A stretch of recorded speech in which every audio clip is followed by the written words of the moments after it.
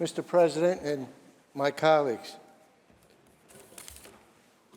All of us here today went through a process that I defined a while back, a savage attack on representative democracy. It was called the New York redistricting process.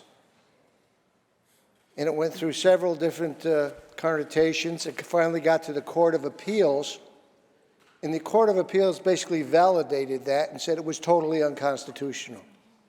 And then we went through a process to get new districts, and we all have new districts, changed a little bit. And I'll tell you, my 49th senatorial district, which I have right now, is a wonderful district.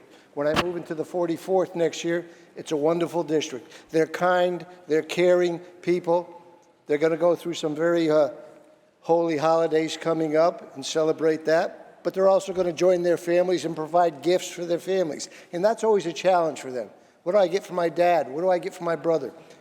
As they contact me as their representative, they have a very important gift that they'd like me to say that we could give to you. And it is the best possible hearing aids that New York has to offer. Because they think, and I believe they're right, you're totally tone deaf. You're not hearing. I read 3 papers a day, and apparently you don't read the papers or listen to the media, because we're facing some of the worst inflation in more than 30 years.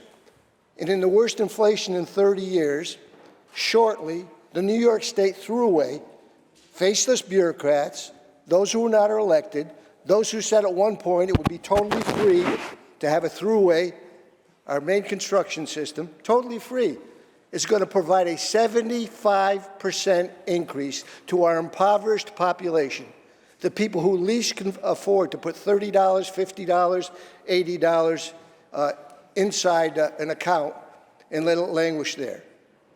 When they spend 60 cents to bring their sons or daughters to the doctors on the Thruway, they're going to get a bill for $2.60 because they're not Easy Pass users, and a 75% increase. That's what's happening out there in the community. Shortly, in a week and a half, you know this, you're going to add 16 cents on a gallon of gasoline for the 19.5 people in New York State. For those who have to fill up their tank, that may be $3 or $4.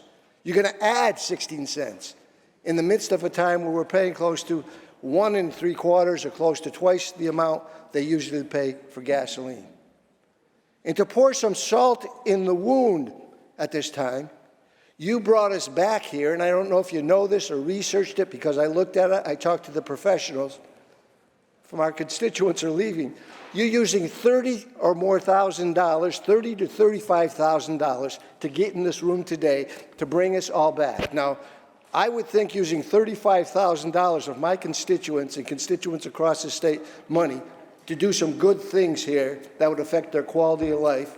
Senator Tedisco, in the spirit of the holidays, I want to give you 30 more seconds, but you're past your 2 minutes to explain your vote. Okay. You might have taken care of the Thruway system. You might have eliminated the gasoline tax, but you didn't do that.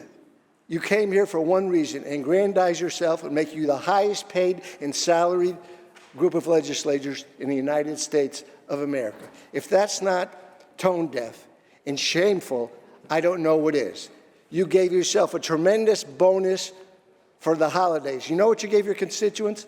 The largest lump of coal that anybody has ever received. Even the Grinch, who you probably conferenced with before you came out here and gave you some direction. Senator Tedisco. Couldn't get that lump of coal Senator Tedisco, down how do you the top vote? of the chimneys. Senator That's how Tedisco, bad this is. Senator Tedisco, how do you vote? I'm going to vote no.